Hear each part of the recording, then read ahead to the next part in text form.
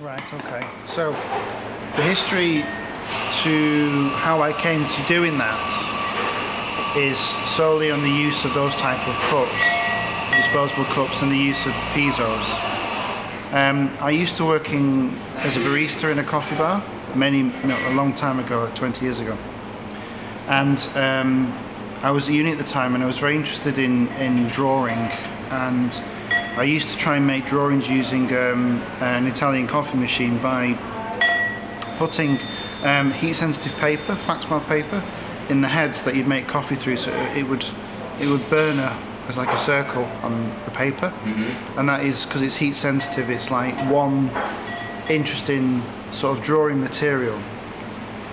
And as I was around that time, because I was getting involved with working with sound, because this is quite a while ago. I wanted to know what it would sound if there was any sound, or I suppose this is like the speculation of things, if there was any sound in just hot water cup cooling down. And I never did it until a few years ago, where I just put a piezo on the lid, put boiling water in, put it back on, sit and wait.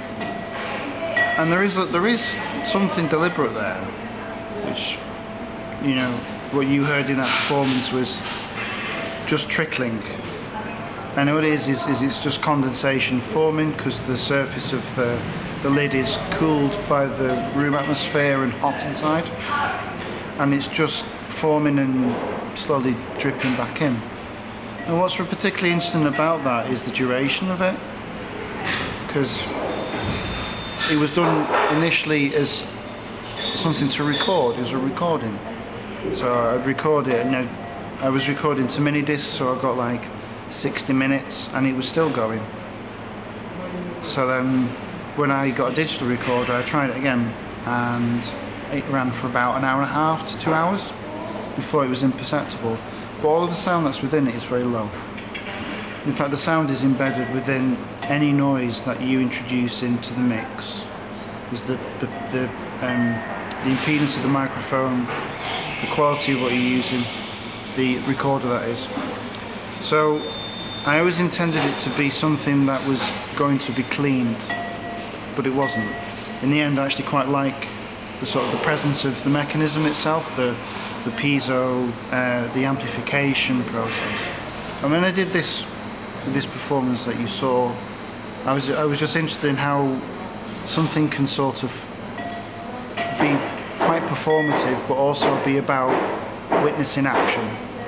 My role really is to sort of facilitate that, to put the things together, and then to probably just take a step back and not really do anything and make the decision myself when it ends. Because if it wasn't a performance, or if it was maybe in a different context, I would have probably let it run until it finished naturally.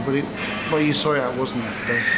And I got asked earlier this year to do a concert ironically in a nightclub in Nottingham. And I wanted to explore that a bit more, because I was quite interested in the sort of shape of the cups, and people could see that something was probably happening, but it doesn't necessarily unveil itself. You can probably, as an audience member, speculate what's going on. And because I've worked with film as well, and because a lot of my work goes into the area about how film media or video media is interesting as a sound carrier, I was quite interested in maybe making it a projection.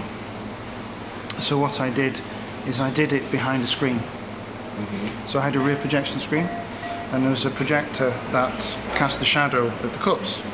So what the audience sees, a relatively smallish sort of screen with these cups. There's 3 this time, and I would do the process of boiling a kettle and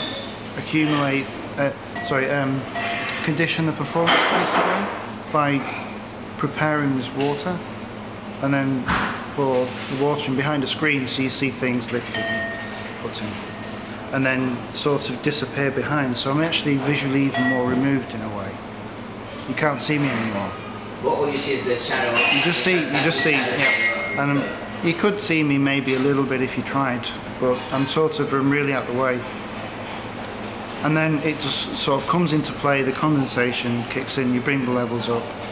But by experimenting with that, I realised that actually the light that goes onto the screen shows the heat coming off the top. Like the boiling.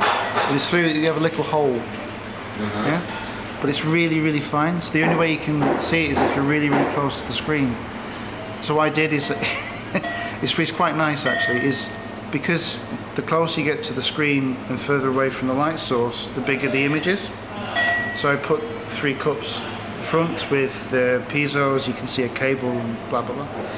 But behind them was another cup, which was hidden by the shadow, and that was filled with water with no lid. So you get this really strong steam coming out the top. So when you're on the other side, what you see is the shape of the cup and a very obvious heat array coming off the top at a distance.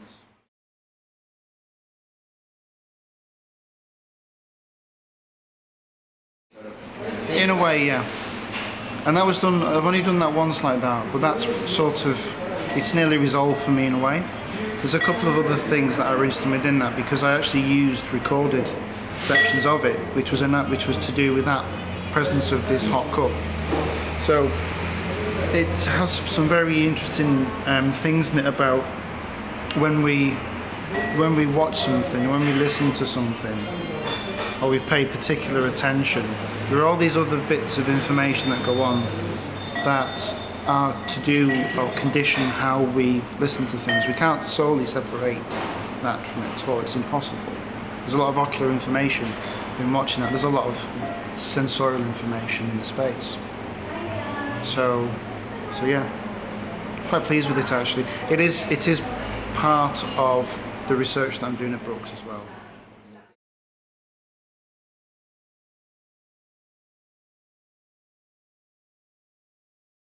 I think that's got a lot to do with the ability to feel engaged with an idea of performance, because at the point that I decided that I didn't want to necessarily perform anymore was because all I was doing was improvisation works with other people, and maybe it was a case that I'd worked with somebody for maybe too long or something like that, but I was always coming into the equation or coming into a collaboration predominantly with a series of tools and materials that I was probably starting to get a little bit tired of, and I couldn't understand at the time how to reinvigorate that for myself.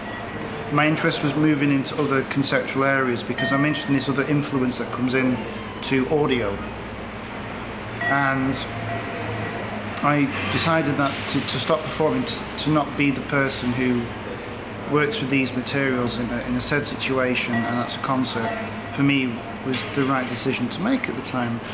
And that allowed me to try out other ideas or try and expand an idea of performance. I wouldn't have started studying, I wouldn't have done the residency I did with Nowhere if it wasn't making that decision. And also I wouldn't have started doing more solo work, because those sorts of questions that I have in performance about presence, about space, and about visuality in a way, have come into play more that I've been doing solo stuff, if you know what I mean. But saying that, I have started to collaborate with people such as Ryoko, and I started to play with Helmut Lemke again, which is really good. But I don't use this sort of tape technology so much.